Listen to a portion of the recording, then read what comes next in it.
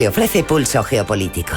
CAC-Miñac, la verdadera gestión activa de fondos de inversión desde 1989. Comunicación comercial. Invertir implica un riesgo de pérdida de capital. En Radio Intereconomía, Pulso Geopolítico. Análisis sobre los nuevos desafíos mundiales. Presenta Rafa Jiménez.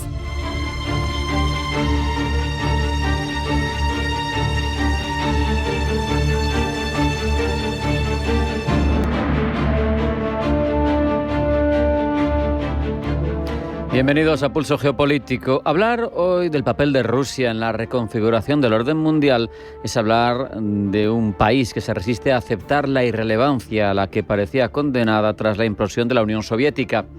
Para Vladimir Putin, esa fragmentación del Imperio Soviético fue un episodio geopolítico, pero fue más allá. Fue una herida existencial, un trauma que sigue marcando su visión y su proyecto de poder. En sus palabras, en sus hechos, a las pruebas me remito, late la convicción de que el siglo XXI tiene que devolver a Rusia un lugar central en la jerarquía internacional y que cualquier estrategia que no conduzca a ese objetivo es inaceptable. Hay que recuperar el carácter imperial de superpotencia de Rusia. Putin justifica esa ambición recurriendo a varios argumentos. El primero es histórico. No puede ser tratado a Rusia como un país más. Es la heredera del imperio de los zares, es la heredera del ejército rojo, de lo soviético, de un espacio geográfico, cultural, que se expandió durante siglos desde un pequeño germen, por cierto, surgido en ese Rus de Kiev no muy lejano de donde ahora están dirimiéndose esos combates entre Ucrania y Rusia, pero hasta abarcar gran parte de Eurasia y ser el país más grande del mundo. El segundo argumento es el de la seguridad, porque cualquier expansión occidental se enarbola, siempre que se dé en el espacio exsoviético y postsoviético, como una amenaza existencial para la nación y, por tanto, justifica esa expansión para garantizar seguridad. El tercero es ideológico. Rusia se presenta como defensora de la soberanía, de la no injerencia, en contraste con un Occidente al que se vende desde el Kremlin como intervencionista, como hipócrita, como moralista. El destino grande al que aspira la Rusia de Putin se sustenta en esos tres pilares. Además, es evidente, por otro lado, que Moscú necesita demostrar, tanto dentro como fuera, que sigue siendo un polo alternativo al Occidente que tanto critica. Por eso, Rusia, que mantiene su economía a flote gracias a la venta de petróleo y gas a Asia, a la reorientación de sus cadenas comerciales, a su capacidad de ocultar su distribución de petróleo internacional, pero seguir llevándola a cabo, pues le permite a Putin aparecer en las fotos de familia con grandes líderes en importantísimas cumbres, como hemos visto, desde Xi Jinping hasta Narendra Modi, pasando por los presidentes pues, de Brasil, de Sudáfrica, de Turquía. La reciente cumbre de la Organización para la Cooperación de Shanghái en Tianjin fue un ejemplo claro. Allí con China y con India, Rusia pudo exhibir que no está aislada, que está integrada en una red de países que buscan alternativas al orden liberal impuesto desde después de la Segunda Guerra Mundial. La imagen de un Putin en primera fila junto con Xi Jinping en el desfile de la victoria reforzó la percepción de que Moscú cuenta, sigue pesando en el escenario internacional, sigue siendo un actor imprescindible en cualquier intento de configurar una mayoría mundial no occidental. Ese concepto, la mayoría mundial, opuesta al llamado Occidente colectivo, es parte de la arquitectura ideológica que el Kremlin despliega para justificar su protagonismo, la legitimidad de su protagonismo. La idea es sencilla. Si el 80% de la población mundial vive fuera de las fronteras de la OTAN y la Unión Europea, Occidente no es el centro. Occidente es una minoría privilegiada y anclada en unos privilegios del pasado.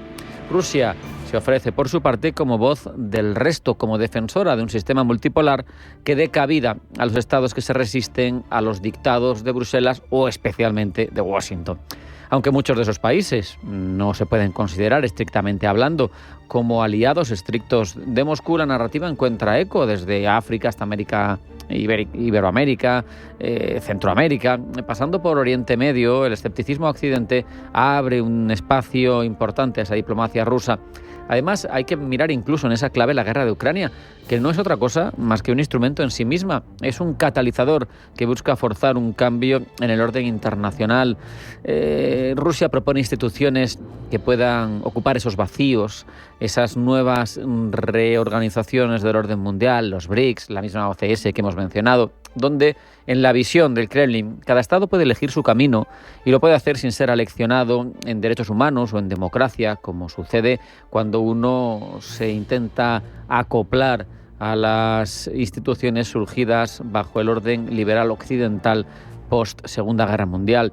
La paradoja, sin embargo, es evidente. Un país que en términos económicos representa una porción relativamente pequeña del PIB global, bastante pequeña, y que depende en gran medida pues, de ser un exportador primario, como los países en vías de emergencia, ¿no? De materias primas, de combustibles, logra, sin embargo, proyectar un peso geopolítico mucho mayor del que sus cifras justificarían. Y la explicación está en esa capacidad que tiene Putin y Rusia, y todo el círculo del Kremlin, de jugar con los símbolos, de ofrecer narrativas que aprovechan resentimientos pasados, también, cómo no, su disposición a utilizar una fuerza militar de la que sin duda puede hacer gala y en la que es evidente que ahí sí que es indudablemente superpotencia, el país con más ojivas nucleares, entre 5.500 y 6.000. Tampoco podemos negar la fragilidad de Rusia en elementos como una demografía declinante o una estructura política completamente dependiente de una sola figura y que puede volverse inestable. ¿Qué pasará cuando fallezca Putin? Mientras tanto, la imagen que proyecta es la de una potencia capaz de resistir, de adaptarse y de mantener una influencia muy superior a la que en principio se le podría adjudicar. También hay quien dice que Moscú es un complemento, o alguien que juega un papel secundario frente al ascenso de China, un socio menor que aporta músculo militar y también recursos energéticos, que es un socio útil. Pero al final, más allá de detalles, de hilar fino, nos guste o no, el hecho es que Rusia pesa más de lo que parece y más de lo que probablemente gustaría en Occidente. Ha sabido tejer alianzas con actores descontentos y eso no lo podemos dejar pasar desde este lado. Obliga a Occidente a replantearse sus certezas. No basta con sancionar, no basta con proclamar una supuesta superioridad moral del modelo liberal. Si Rusia sigue siendo una gran potencia, es porque el orden mundial, démonos cuenta de una vez, está cambiando, está en transformación y ahora es cuando se está reconfigurando. Si no hacemos algo para pintar con relevancia dentro de él, nos veremos abocados a no pintar nada. Vamos a hacer un alto en el camino. A la vuelta, después de la publicidad, tiempo para los titulares de información geopolítica que elabora Blanca del Tronco. No se vayan, sigue Pulso Geopolítico en Intereconomía.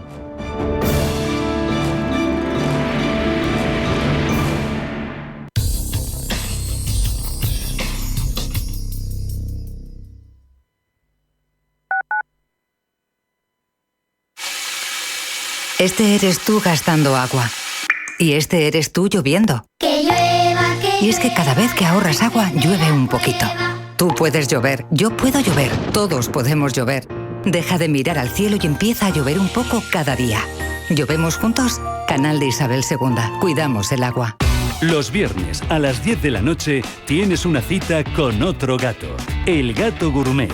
Andrés Sánchez Magro presenta una guía semanal gastronómica, enológica, de restaurantes, literaria, musical, con todos aquellos ingredientes necesarios para cocinar la buena vida. El Gato Gourmet, los viernes a las 10 de la noche aquí, en Radio Intereconomía. Atención inversor, únete al club de inversión de Grupos Eneas. Estamos especializados en la compra, reforma y venta de inmuebles y otros activos, ofreciendo rentabilidades muy atractivas. Coinvierte con nosotros. 91 639 0347. Grupos Eneas, tu aliado en la inversión. Utiliza la lógica. Reutiliza todo lo demás. Únete al movimiento de la economía circular y reutiliza bolsas de plástico, tarros de vidrio y ropa usada, entre otros. Repara, reutiliza, recupera, recicla. Comunidad de Madrid. En Radio Intereconomía te acompañamos donde tú quieras. Sintonízanos en directo a través de la radio, nuestra web, aplicación móvil o canal de YouTube. Si lo prefieres, también puedes encontrarnos en diferido a través de iVoox, Apple Podcast, Spotify y todas las plataformas de podcast. La mejor información económica en cualquier momento y desde cualquier lugar. Radio Intereconomía, siempre contigo.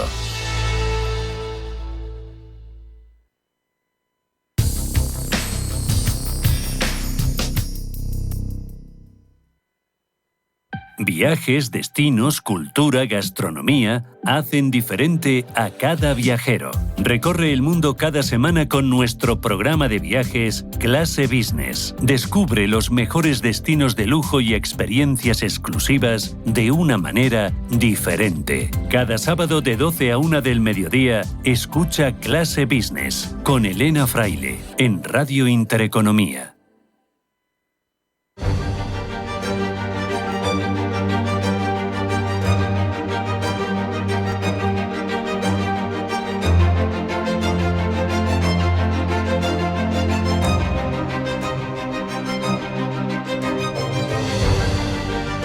En Radio Intereconomía, Pulso Geopolítico. Presenta Rafa Jiménez.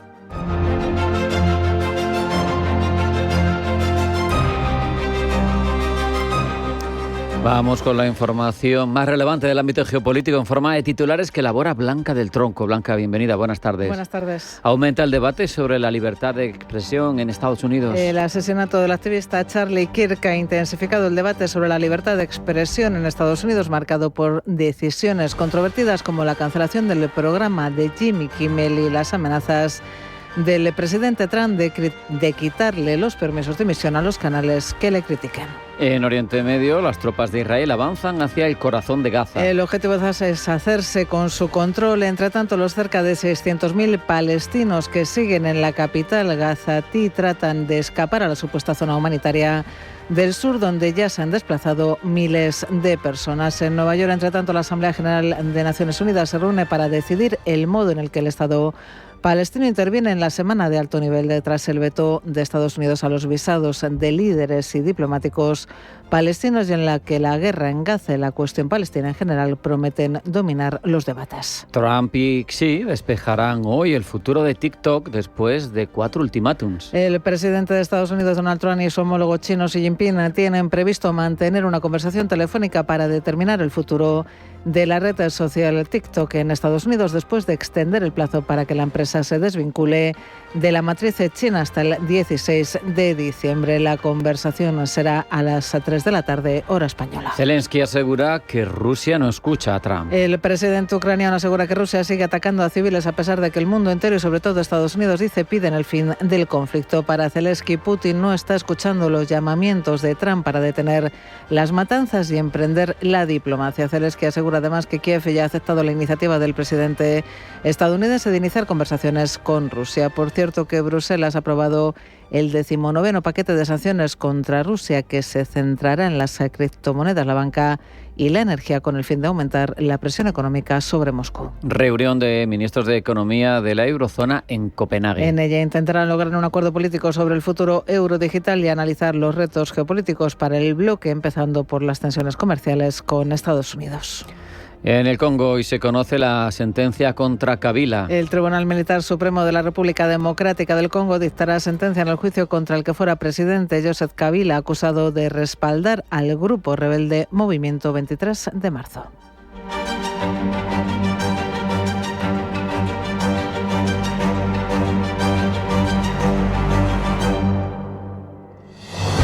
Y a continuación profundizamos en todas estas materias, Blanca. En menos de una hora, a las 3 de la tarde hora española, está prevista la conversación telefónica entre el presidente de Estados Unidos, Donald Trump, y su homólogo chino, Xi Jinping. Sobre la mesa, un asunto prioritario: TikTok. Rubén Gil.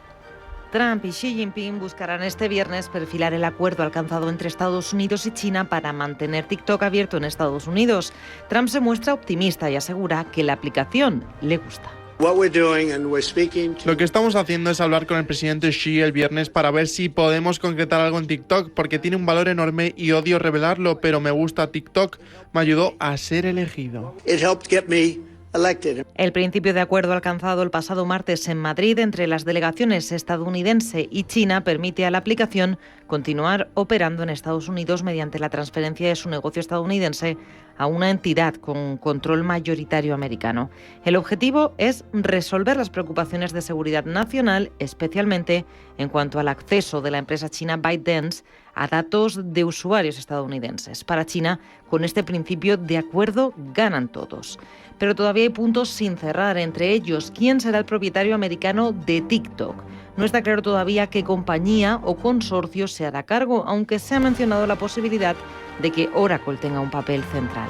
También son puntos sensibles del acuerdo el algoritmo y la propiedad intelectual, es decir, si ByteDance mantendrá algún rol, cómo se licenciará o qué partes de la tecnología se transferirán.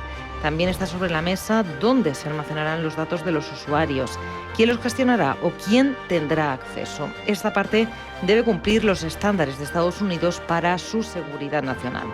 Trump y Xi Jinping deberán llegar también a un acuerdo de los plazos. La ley de Estados Unidos exige que ByteDance desista del control o riesgo de que TikTok sea prohibido. La nueva extensión es hasta el 16 de diciembre de este año. Escuchábamos a nuestra compañera Paloma Arnaldos. Más allá de TikTok, Trump y Xi Jinping abordarán otros asuntos que mantienen la tensión entre las dos superpotencias, entre ellos el tema de los aranceles, incluso la situación en Taiwán. Gemma González. Los aranceles eran sin duda uno de los temas a tratar esta tarde entre Donald Trump y Xi Jinping. Estados Unidos, recordemos, ha impuesto tarifas muy elevadas a productos chinos y China ha respondido.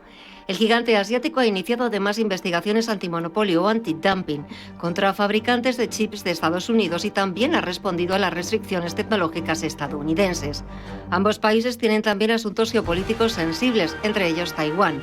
China considera a Taiwán parte de su territorio y cualquier paso de Estados Unidos que vea como respaldo a la independencia taiwanesa genera tensiones. Sobre la mesa, además, asuntos como la guerra en Ucrania, las relaciones con Rusia, el tráfico de fentanilo o la cooperación contra el narcotráfico. No se descarta que haya algún tipo de acuerdo diplomático y que se cierren posibles cumbres. Trump y Xi podrían discutir cuándo y dónde se verían cara a cara. Se menciona la cumbre de APEC en Corea del Sur como una posibilidad. Actualmente la relación entre Trump y Xi está marcada por el equilibrio entre confrontación y necesidad de negociación. Hay muchos puntos críticos, pero al mismo tiempo saben que hay riesgos económicos y políticos muy grandes si las tensiones siguen escalando. Estados Unidos bajo Trump parece estar buscando recuperar poder de negociación, imponiendo sanciones, controles de exportación, aranceles, pero también buscando acuerdos cuando pueda obtener ventajas sustanciales, mientras que China está más cautelosa, buscando proteger su soberanía en temas como Taiwán, tecnología, datos, pero al mismo tiempo tiene interés en reducir fricciones, preservar estabilidad económica y evitar dañar demasiado las relaciones comerciales importantes. Y continúa la ofensiva israelí sobre Gaza, donde más de 250.000 de personas han sido desplazadas solo en el último mes. Naciones Unidas denuncia que miles de personas se están viendo obligadas a huir diariamente, aunque en la capital gazatí quedarían aún unas 600.000 personas. La presión sobre Netanyahu, entre tanto, continúa, aunque ayer Estados Unidos vetó un proyecto de resolución del Consejo de Seguridad de Naciones Unidas que habría exigido un alto el fuego inmediato, incondicional y permanente en Gaza y que Israel levantara todas las restricciones a la entrega de ayuda al enclave palestino. El texto también exigía la liberación inmediata e incondicional de todos los rehenes retenidos por Hamas. Sobre el terreno, las fuerzas israelíes controlan ya los suburbios del este de la ciudad de Gaza y en los últimos días se han trasladado a áreas para avanzar hacia los distritos central y occidental, donde se refugia la mayor parte de la población gazatí. En Francia, los sindicatos no dan tregua al nuevo primer ministro Sébastien Lecornu. Las protestas contra el ajuste presupuestario de 2026 que ayer inundaron las calles del país podrían volver a repetirse. La intersindical ha dado a Lecornu hasta el miércoles de la próxima semana para tomar medidas que respondan a sus exigencias. Si no, podría haber otra huelga. Pablo Llanone. El 10 de septiembre fue el intento de bloqueo total, ayer la movilización de 500.000 personas, ahora el ultimátum para otra movilización que a este paso podría ser la última de un nuevo primer ministro que en sus solo 2 semanas de existencia ha enfrentado 2 olas de protestas sociales. Lo ha hecho además sin un escudo institucional sólido, pues su ejecutivo sigue anclado al defenestrado de Beigú sin renovación ninguna desde la destitución de su antecesor. Todavía no tiene administración propia y tiene que responder al malestar social en su máximo auge después de años de crispación política y presupuestos que no resuelven ni el déficit nacional ni el descontento general. Llegó a su cenit ayer, cuando 500.000 personas salieron a las calles y protestaron contra los presupuestos propuestos por Bayrou, pidiendo ajustes que Le Cornu debe conceder si no quiere añadirse a la lista de fracasos políticos de la era de Macron. Los sindicatos se han convertido en su mejor baza si quieren lograr llegar a un consenso con los intereses de los manifestantes. De ello se ha asegurado la Intersindical, tras lanzar su última advertencia esta mañana. La balle est maintenant dans le camp du Premier ministre. La pelota está ahora en la cancha del primer ministro. Si no ha respondido a sus demandas para el 24 de septiembre, los sindicatos se reunirán rápidamente para decidir una nueva jornada de huelgas y manifestaciones.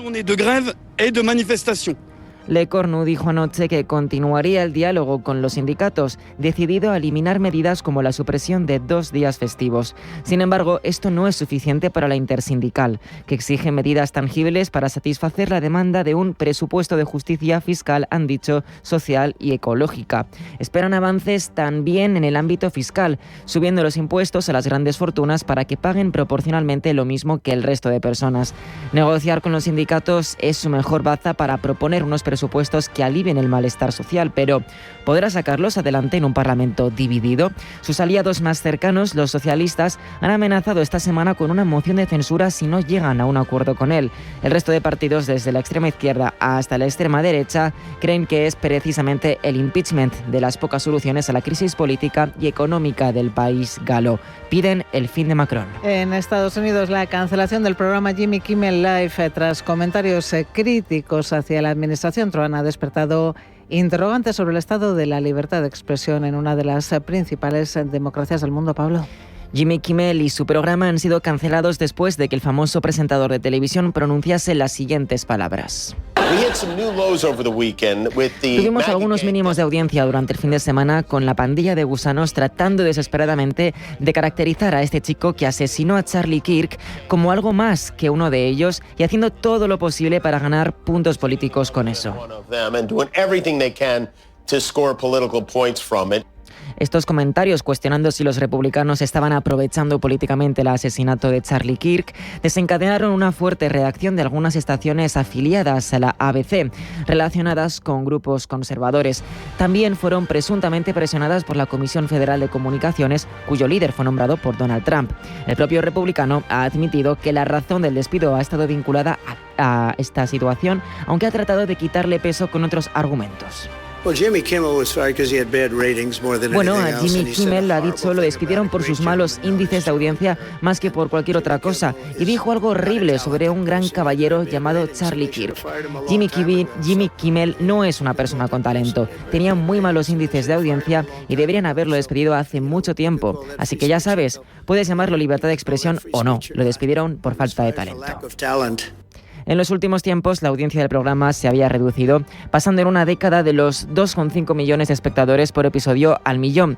Asociar el declive al talento de Kimmel, sin embargo, es algo poco imparcial, teniendo en cuenta que podrían existir otras razones como el desplazamiento de espectadores a plataformas de consumo de contenido bajo demanda.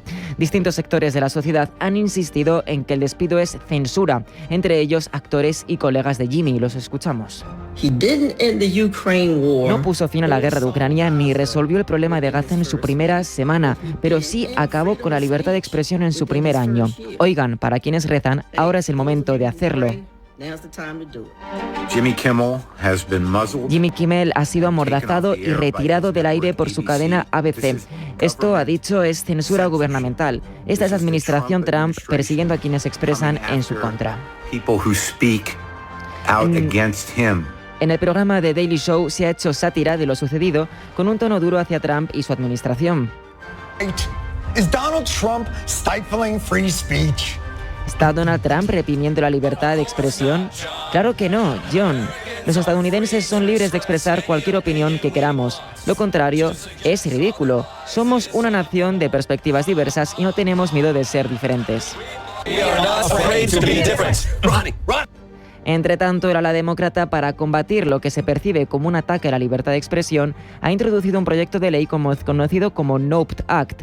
El propósito es proteger la libertad de expresión, garantizando que los funcionarios del gobierno no puedan castigar o coaccionar a medios de comunicación o comentaristas simplemente por criticar al gobierno. Hasta el momento, claro está, no parece que esta ley tenga muchas probabilidades de convertirse en norma debido a la mayoría republicana en el órgano democrático.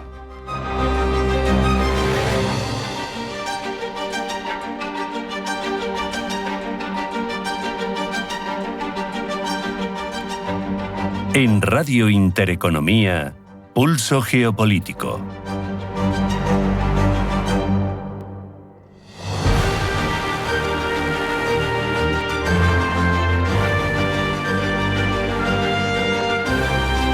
Vamos a repasar cómo los sesgos de países y medios de comunicación se comprueban mejor cuando vemos cómo nos cuentan las noticias geopolíticas.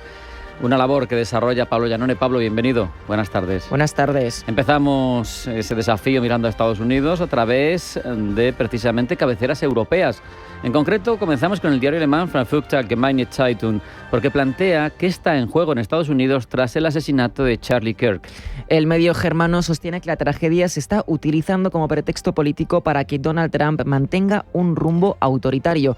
Según el rotativo, quienes antes defendían la libertad frente a la censura liberal, ahora caen en prácticas similares, ha dicho, de cultura de la cancelación, en un debate que asegura refleja la polarización del país. Saltamos de continente, pero mantenemos la mirada puesta en Estados Unidos. Desde Hong Kong, The South China Morning Post destaca que los demócratas impulsan, precisamente, Pablo, una ley de libertad de expresión. Se lo acabamos de contar, ley que posiblemente no consiga apoyos necesarios en el Congreso debido a la mayoría republicana. Como les hemos dicho, esta ley la han tratado de impulsar tras la suspensión del presentador Jimmy Kimmel, quien ha defendido en su programa televisivo una visión similar a la que precisamente les hemos contado en el Frankfurter Allgemeine Zeitung, ese presunto oportunismo político del bando republicano ante el asesinato del activista. La cobertura del suceso por parte de China señala que la iniciativa legislativa de los demócratas responde a las críticas contra los límites impuestos en los medios y a la pugna entre el poder político y los espacios de comunicación pública. Seguimos en Asia, desde India en concreto. India Today continúa mirando a Estados Unidos, pero con otro foco. Se centra en que el gigante norteamericano ha bloqueado en Naciones Unidas una iniciativa conjunta de China y Pakistán para sancionar a una organización insurgente que afecta a ambos países. Estrategia curiosa la de Washington y en la que pone el foco Nueva Delhi, rival regional de China y Pakistán. Ambos países han tratado de sancionar al Ejército de Liberación de Baluchistán, un movimiento separatista baluchí que reivindica la autodeterminación e incluso la independencia de la provincia de Baluchistán respecto de Pakistán. Pekín e Islamabad, entre tanto, han tratado de sancionar concretamente un ala del grupo, denominada Brigada Majid, considerada ala suicida y radical y que atenta sobre todo contra fuerzas de seguridad, autoridades pakistaníes y objetivos extranjeros. Y especialmente los chinos, ya saben, esa zona es fundamental para las iniciativas logísticas de Pekín, todo lo vinculado al corredor económico China-Pakistán. Y ahí vemos justamente donde asoma el interés de Washington en vetar esta sanción. Sin embargo, Estados Unidos, dice India Today, se ha justificado diciendo que no había pruebas suficientes que vincularan a estos grupos con Al-Qaeda o el Estado Islámico, la razón por la cual China estaba tratando de llevar a la ONU una sanción. Esta justificación de Estados Unidos revela, dice el medio indio, la disputa geopolítica en torno a cómo clasificar y sancionar a actores armados en la región. Seguimos otro medio que mira hacia Pakistán, pero con un contexto diferente, es Al Jazeera, con el foco en las consecuencias del cambio climático para el país islámico. El medio recoge las declaraciones de la ministra de Cambio Climático en Pakistán, que ha calificado las inundaciones que han ocurrido como una crisis de justicia, recordando que el país es uno de los más vulnerables del mundo frente al clima, a pesar de aportar menos del 1% de las emisiones globales. La noticia catarí subraya la sensación de agravio frente a la responsabilidad de las grandes potencias contaminantes. En otra pieza, Al Jazeera se centra en Nigeria. Nos vamos hasta África, por tanto, en el temor de comunidades desplazadas por el grupo islamista radical Boko Haram. El medio catarí señala que mientras las autoridades cierran campamentos en el estado de Borno, en Nigeria, muchos desplazados se niegan a regresar a sus hogares por miedo a la violencia. La cobertura del medio expone esa persistente inseguridad que impide los procesos de retorno y estabilización en la región. Nos vamos hasta Gaza, pero les ofrecemos primero la mirada de un rotativo europeo desde Francia. Le Monde nos cuenta que Estados Unidos ha vetado en el Consejo de Seguridad de la ONU una resolución que pedía un alto el fuego. El texto, según el medio galo, fue rechazado por no contener ninguna condena explícita a Hamás, lo que llevó a la delegación israelí a denunciar un sesgo en el borrador. Sobre lo que sucede en el seno de Naciones Unidas también nos habla South China Morning Post, en este caso informando de que Irán ha retirado una resolución en la que buscaba prohibir los ataques contra instalaciones nucleares. Según el rotativo chino, Teherán ha cedido tras amenazas de Washington de reducir la financiación al organismo nuclear internacional si la propuesta prosperaba. El medio chino también nos habla de las últimas consideraciones de Trump sobre Putin. El presidente estadounidense ha dicho que Putin está perdiendo más personas de las que mata en Ucrania. El medio apunta a la frustración del republicano, que habría visto fracasar sus intentos de acercar a Moscú a una negociación. Y terminamos con la mirada puesta en esa guerra en suelo europeo. En este caso, la perspectiva distinta nos la ofrece desde las Islas Británicas The Guardian. Destaca que el presidente Volodymyr Zelensky, el presidente ucraniano, afirma haber recuperado 160 kilómetros cuadrados de territorio y tenido avances rusos. El medio califica este contraataque de éxito importante, aunque lo sitúa en un contexto de ofensiva prolongada con altos costes humanos y materiales.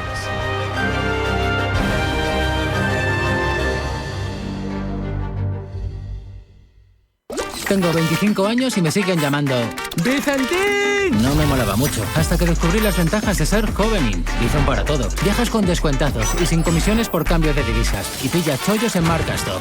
Ser Jovenin renta.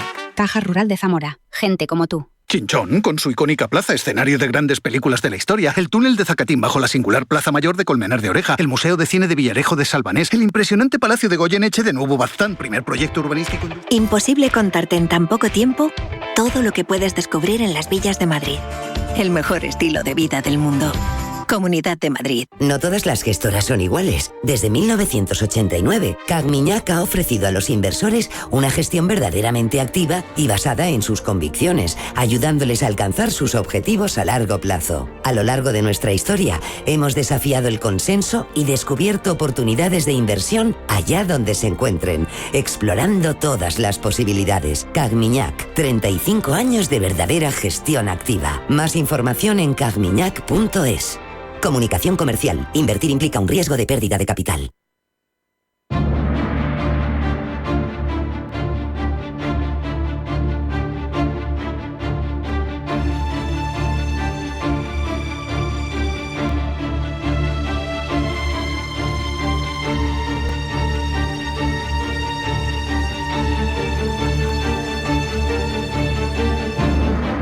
Estados Unidos atraviesa lo que parece una fractura interna inquietante. Inquietante para sus ciudadanos, pero también para quienes miramos desde fuera, para quienes tenemos también alianzas de bloques con el país más potente del mundo. La polarización política está alcanzando niveles extremos, episodios de violencia, no solo ya retórica, asesinato de figuras públicas, presencia de militares en las calles de algunas ciudades.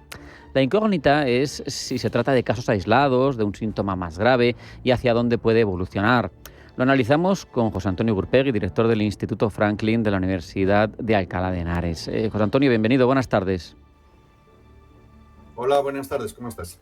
José Antonio, tú que llevas tantísimos años estudiando la sociedad estadounidense, ¿cómo describirías el estado actual de polarización? ¿Es un simple enfrentamiento coyuntural político o es una ruptura más profunda del tejido social? No, yo creo, por desgracia, que es la segunda opción que plantea, ¿no? Que es una ruptura del segmento social pues mucho más fuerte de lo que podíamos imaginar, ¿no? Y además que se está incrementando día a día, en verdad, ¿no? Estados Unidos, yo creo que la irrupción de Trump en la política norteamericana resultó determinante en esta ruptura de la que estamos hablando. Pero no culpo exclusivamente a Trump. Yo creo que su antecesor, Barack Obama, planteó una serie de alternativas, o el wokismo, si se quiere, planteó una serie de alternativas a la sociedad norteamericana para la que tal vez no estaban todavía preparadas. Al menos ciertos segmentos o ciertas secciones de esa sociedad, la más conservadora, no sé si utilizar la expresión, que tuvieron que tragar sapos y culebras contra lo que eran, en cierta forma, los principios puritanos de la sociedad norteamericana. Y cuando hablo de principios puritanos me estoy refiriendo a los puritanos históricos. No lo estoy utilizando eufemísticamente, sino que lo estoy utilizando literalmente. Y como reacción precisamente de esa sociedad puritana, en el sentido literal del término, no en el sentido eufemístico, se eligió, o es donde podríamos enclavar, la figura de la presidencia de un personaje como Donald Trump, ¿no? Que a partir de entonces no ha hecho sino, o sus actuaciones han servido o han tenido como consecuencia, si se prefiere, la polarización de la sociedad norteamericana como nunca hasta ahora ha estado polarizada, ¿no? Fíjate, José Antonio, que asesinatos políticos, lamentablemente, en Estados Unidos ha habido otros, los conocemos todos. También ha habido otras ocasiones en las que se ha puesto la Guardia Nacional en las calles, pero me parece que se ha llegado con Trump a unos extremos, también por todos los dominios que tiene en los equilibrios de poder tradicionales de la nación, que están todos a su lado, vamos a decir. A mí me resulta interesante resaltar dos cuestiones. Por un lado, lo de la FED. Si consigue, ha apelado al Supremo, desbancar de su puesto a Lisa Cook, es la primera vez en 117 años que esto se lleva a cabo. Pero, por otro lado, con toda la cruzada contra la migración, el hecho de que el Supremo le haya permitido que no tengan que pasar los migrantes por una audiencia judicial, a mí me da la sensación de que vulnera la tutela judicial efectiva, y un país donde no hay tutela judicial efectiva, no sé en qué punto está como Estado de Derecho. Trump está intentando asaltar todas las esferas del poder, ¿no? Y todos los organismos del poder. Estás hablando del poder judicial, por supuesto, cuando hablabas del FED, ¿no? También el poder económico. Lo tenemos ahora con los periodistas, lo teníamos con las universidades. Es decir, está intentando acaparar controlar más que acaparar, ¿no? Controlar todas las esferas de poder, como está controlando, por ejemplo, ahora el Congreso y el Senado. Y después hay algunas actuaciones que, desde mi punto de vista, son en cierta forma poses. Y voy a tomar precisamente la que has mencionado de la migración. Yo creo que la migración, y cuidado que probablemente este tema de la migración es lo que causa mayor sufrimiento a mayor número de personas, ¿no? A millones de personas. O sea, que no se pretenda el comentario que voy a hacer ahora como una vulgarización o como una simplificación de lo que es un problema, de lo que es una verdadera tragedia social, ¿no? De lo que es una tragedia para millones de personas. O sea, que esto quiero que quede claro, que no se entienda como una simplificación o un menosprecio o una vulgarización. Pero el caso concreto de la migración, creo que, como en otros aspectos, Trump ha adoptado una cierta impostura. Él sabe dos cosas. En primer lugar, que la migración es un aspecto que moviliza a votantes, que tienen un cierto temor o que ven algunos de sus... de sus seguridades, que ven algunas de sus seguridades atacadas, ¿no? Pero por otra parte sabe también que la emigración es necesaria para la economía norteamericana. Es decir, sin la migración, la economía norteamericana se tambalearía exactamente igual que en Europa. Exactamente igual que en Europa. Es decir, los emigrantes son tan necesarios en Estados Unidos como en Europa. Esa la noticia o el aviso que dio de que voy a expulsar a 10 millones de migrantes de Estados Unidos que son ilegales o que están de forma ilegal o sin papeles en Estados Unidos, el propio Trump sabe que eso no va a poder hacerlo por muchos factores, ¿no? Lo va a poder hacer por factores desde logística, desde económica. Logística no hay claro. Digamos, por más cárceles que haga o centros de internamiento no los tiene, ni hay dinero para poder pagarlos. Además, va a sufrir la oposición de muchos estados y de muchos ayuntamientos para poder llevarlo a cabo, pero sin embargo sabe que eso le da un rédito electoral muy importante. y lo más importante, sin emigración, la inflación, que es uno de sus grandes caballos de batalla, que es lo que fundamental quiere controlar a toda costa, sería imposible de mantener, porque iban a subir los salarios, por ejemplo. Mira, para que te hagas una idea, se calcula que en torno al 25% de la mano de obra de la construcción está en manos de, ¿cómo diría yo? No me gusta utilizar el término legal, ¿no? Pero de personas irregulares, administrativamente irregulares en los Estados Unidos. Claro, si se despiden esa serie de personas, pues ¿qué es lo que va a ocurrir? Y te voy a poner también un ejemplo que ocurrió en Europa. Tú eres muy joven, pero tenemos más años.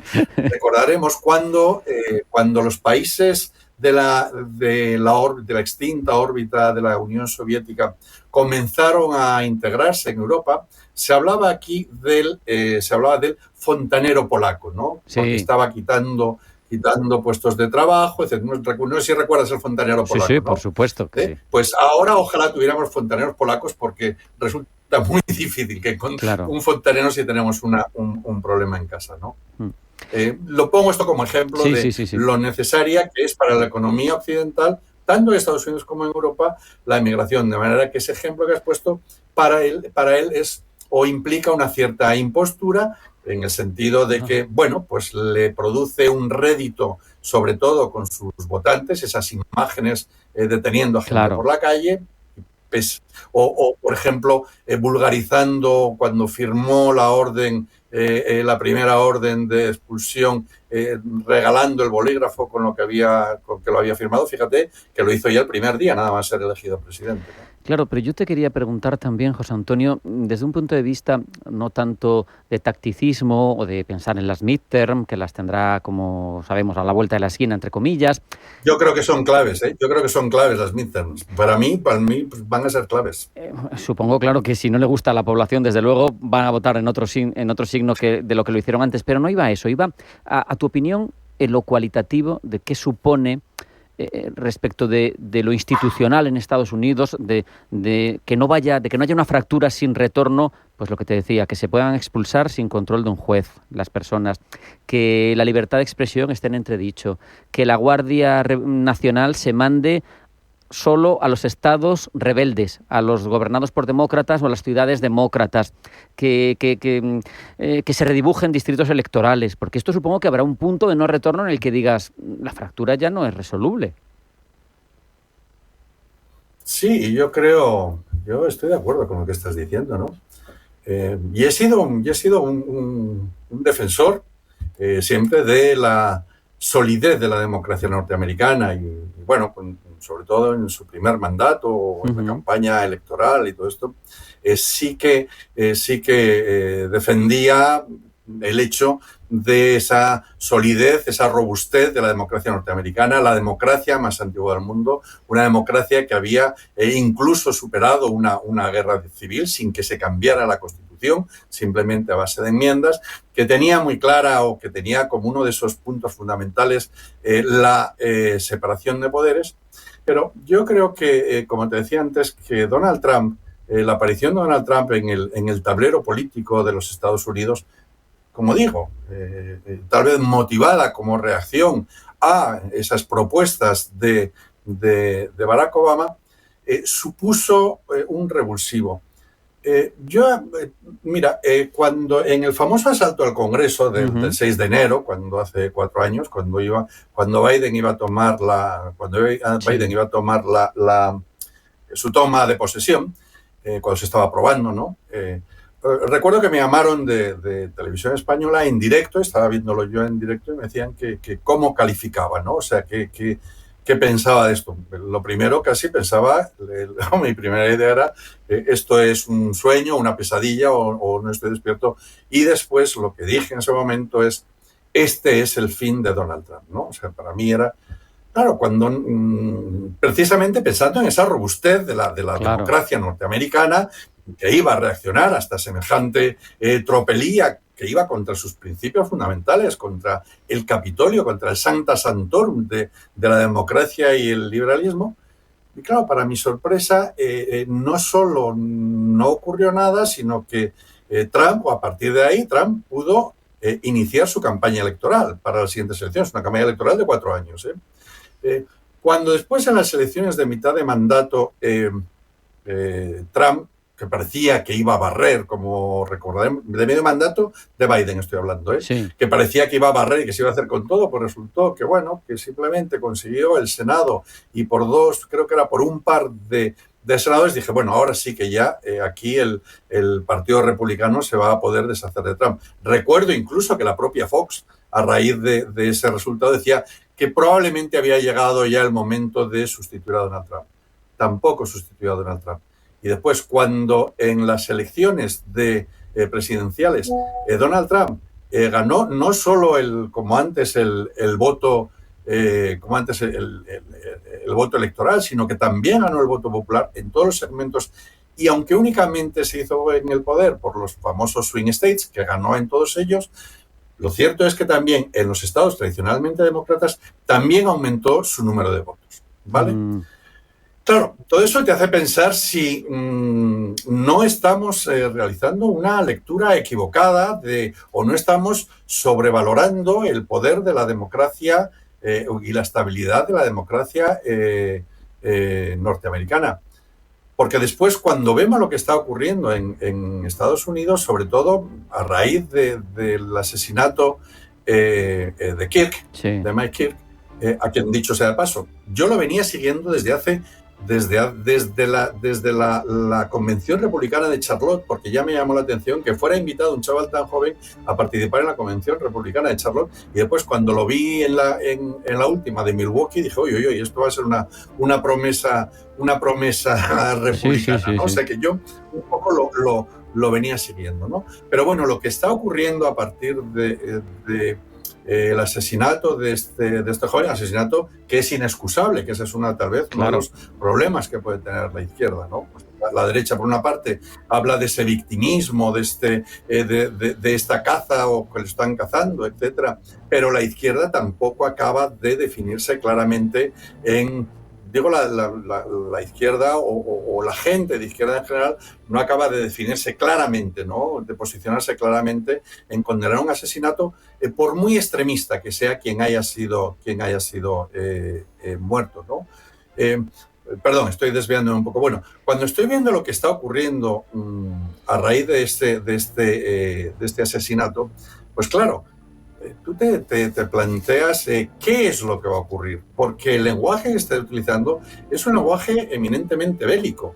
Claro. Quería decir, sí, que los políticos demócratas, por ejemplo, pongamos todo en su justa medida, ¿no? Por ejemplo, yo vi inmediatamente las declaraciones de Alexandria Ocasio-Valdez, que era una condena, y está a la izquierda del Partido Demócrata, no es precisamente una demócrata conservadora o una demócrata tibia, es muy pro Bernie Sanders, que lo condenaba sin ningún tipo de mediación ni ningún tipo de... El propio Sanders salió haciendo un comunicado igual. Sí.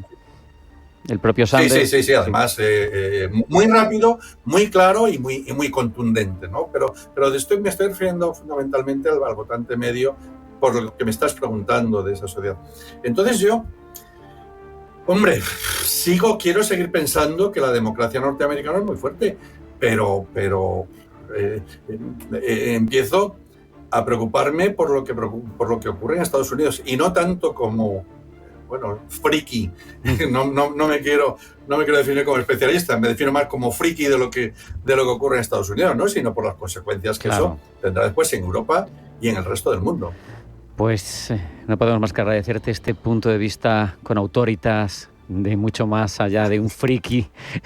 José Antonio Gurpegui, te agradezco mucho que nos has dado claves, la disyuntiva de Obama, los puritanos, las midterm, todo eso. Esperemos que al final no llegue la sangre al río. Sí, yo espero las midterm, para finalizar, si me permiten un segundo, espero las midterm con mucho interés, a ver qué es lo que ocurre. Y cuidado, yo escribía en el Diálogo Atlántico del Instituto Franklin, nuestra publicación semanal, esa pretendida o esa pretensión de Trump, tal vez de presentarse a un tercer mandato como que no lo recoge la Constitución. ¿Qué es lo que ocurriría y cómo reaccionaría en tal caso el ejército del que él es, no lo olvidemos, la cabeza y el jefe del ejército, el comandante en jefe, técnicamente? Nos quedan un montón de reflexiones más que interesantes. José Antonio Gurpegui, siempre es un placer, un honor hablar contigo. Para el futuro. Muchas gracias, un abrazo. Hasta la próxima. Un abrazo fuerte.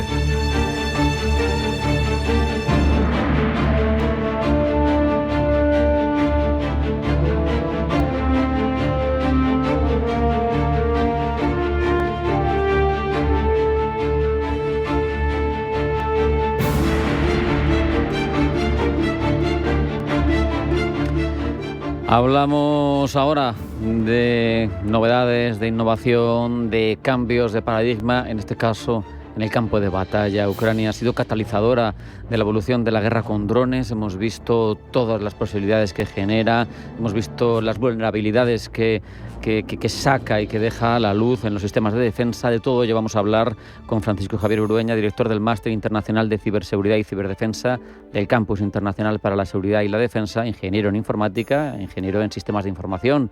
Francisco Javier, bienvenido, buenas tardes. Francisco Javier, quita el silencio. A ver, inténtalo otra vez. A ver si te escuchamos. Ahí, vamos a ver si te escuchamos. Buenas tardes. Háblanos, Francisco. Hola, buenas tardes. Ahora perfecto. Buenas tardes. Perfecto, ahora te oímos muy bien. Vale. Ese uso de drones por parte de Ucrania nos ha dejado, y el uso que han hecho los hutíes, también el Mar Rojo, incluso sin ir más lejos, sus posibilidades.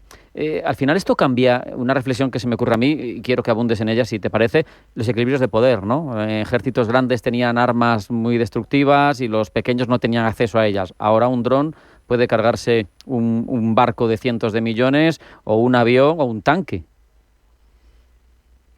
Bueno, precisamente esto es lo que se llama la guerra asimétrica.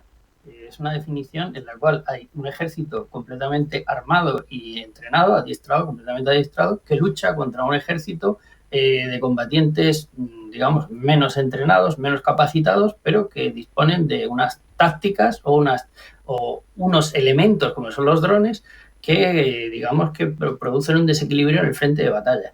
El dron es un aparato bastante reciente, aunque su desarrollo viene desde 2014, pero en el campo de batalla pues no se ha implementado todavía, o sea, no se había luchado con ese aparato en los campos de batalla.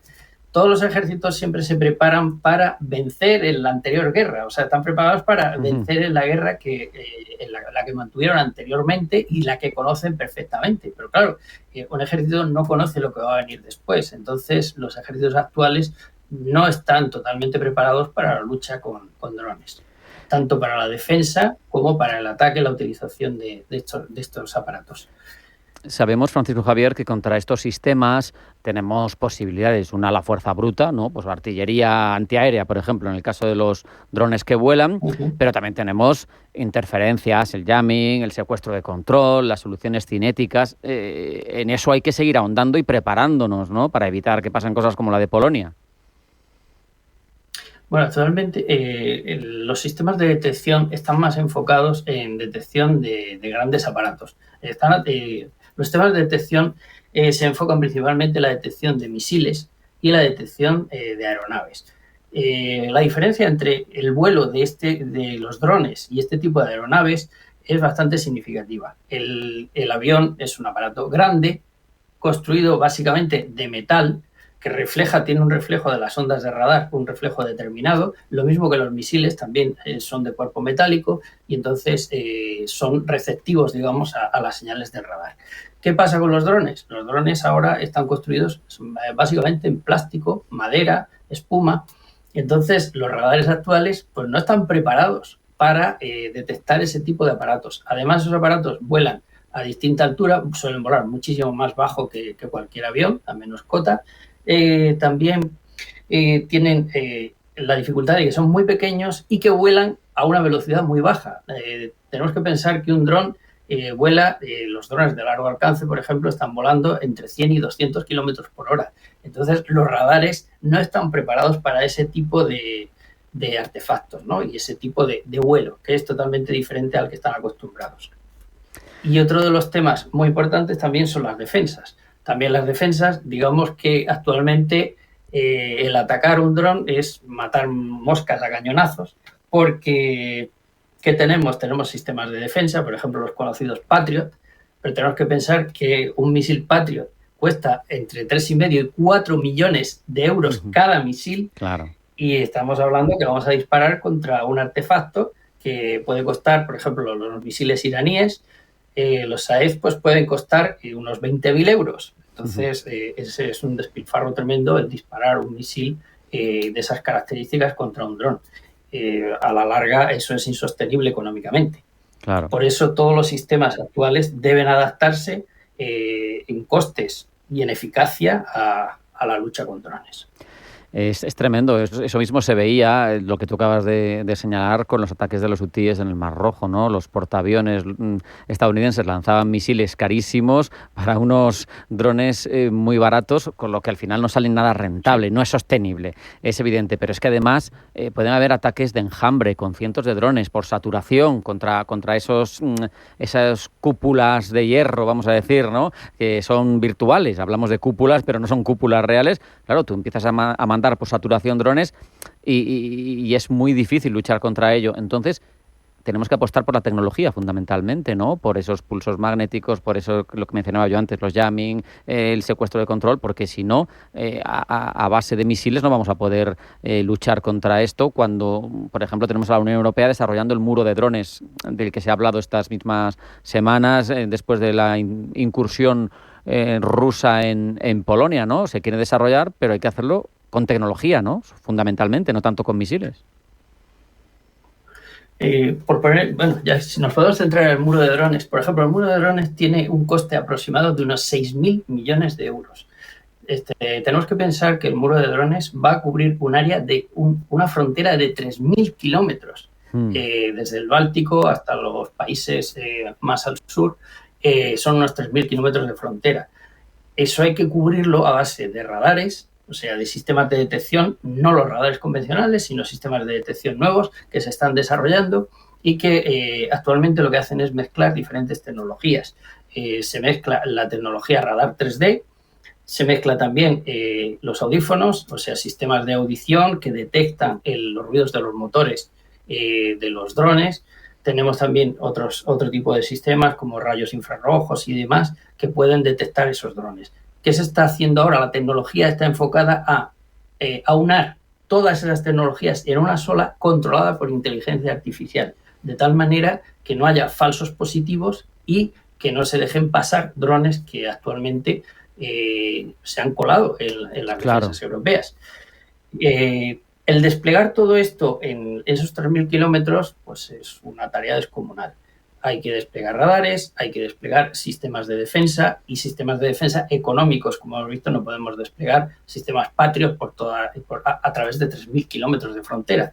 Eso es inviable y además el coste sería, bueno, si estamos hablando de 6.000 millones, eso podrían ser multiplicarse por 5 o por 6. Entonces, se están desarrollando también nuevas tecnologías, como he dicho, tanto en la detección como en la neutralización. El jamming, es que no sé, la mayoría de la gente seguramente no sabrá de qué se trata este tipo de interferencias. Básicamente lo que se trata, una vez que se detecta un dron, es de neutralizarlo por medio de señales de radiofrecuencia, pues metiendo interferencias entre el mando que lo dirige y el propio aparato para que deje de recibir esa señal y entonces los drones normalmente están programados para que vuelvan a su base en cuanto dejan de recibir esa señal. También se puede intentar conseguir el control del propio dron. Es complicado, pero a veces se puede conseguir pues, con un mando similar al que tiene el enemigo, intentar controlar ese dron y dirigirlo a una zona segura. Pero también hay otros sistemas que podemos hablar, por ejemplo, me gustaría hacer énfasis en un sistema que hay, un sistema español, el sistema Cervus. El sistema Cervus, por ejemplo, aúna de todas esas tecnologías que hemos hablado antes de detección y se lleva sobre un vehículo ligero. Se puede llevar sobre un vehículo ligero, se puede llevar sobre un carro de combate y lo que hace es proteger al vehículo de esos ataques de drones. ¿Cómo lo protege? Pues mediante una cúpula en la cual, mediante interferencias, evita que ningún dron pueda penetrar en esa cúpula de seguridad. Y además se puede conectar con un sistema de armamento, con un sistema de ametralladoras, que de forma automática apunta y dispara contra el dron para destruirlo. También está preparado para los enjambres. Como has comentado antes, el tema de los enjambres, se trata de mandar muchos drones a la vez, de tal manera que se saturen las defensas y que la defensa no sea capaz de derribarlos Qué todos. interesante, esto da para mucho, pero se nos acaba lamentablemente el tiempo. Francisco Javier Urueña, Campus Internacional para la Seguridad y Defensa, te agradezco mucho, y además terminar con innovación española. En otra ocasión vamos a seguir porque se nos han quedado muchas cosas en el tintero. Un abrazo, hasta la próxima. Muchas gracias. Hasta aquí Pulso Geopolítico. Sean felices y sigan con nosotros.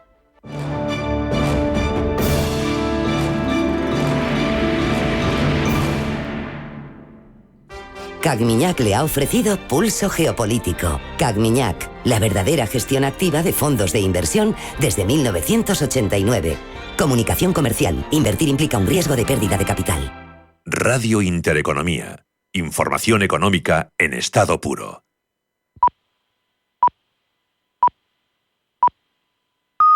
Si nos escucha